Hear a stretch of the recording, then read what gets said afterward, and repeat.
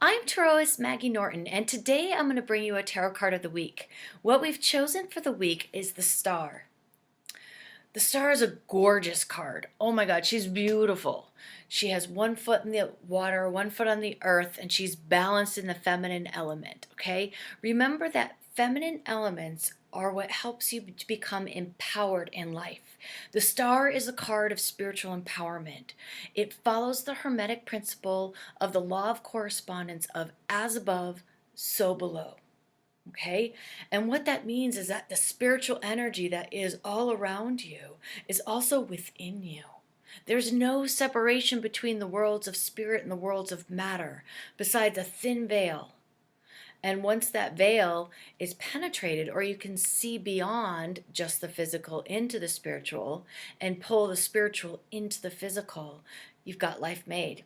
It's a beautiful card. It doesn't mean that you don't have a lot to do. In fact, you work your butt off here at the Star, because how many of us want to apply our spiritual life and make our everyday life a mirror example of that? It already is, but we don't always see it that way. We tend to separate, oh, my spiritual life's over here, my physical life's over here. But what we're doing is trying to polarize who we are instead of unifying who we are.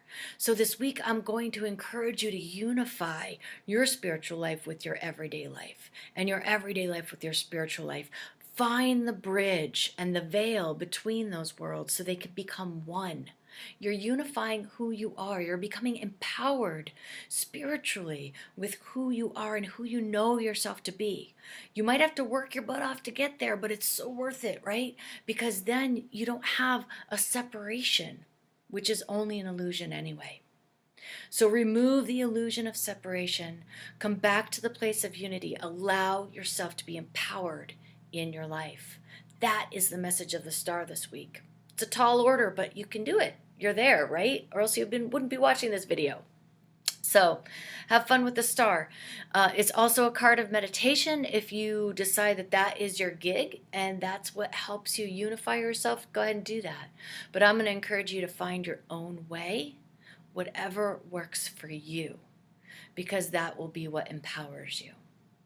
So enjoy your week of empowerment, and especially spiritual empowerment. Enjoy the Star as she blesses you and shines her light within you. Within you. Okay. All right. I've rambled on enough. Enjoy. Have fun. I'll talk to you soon.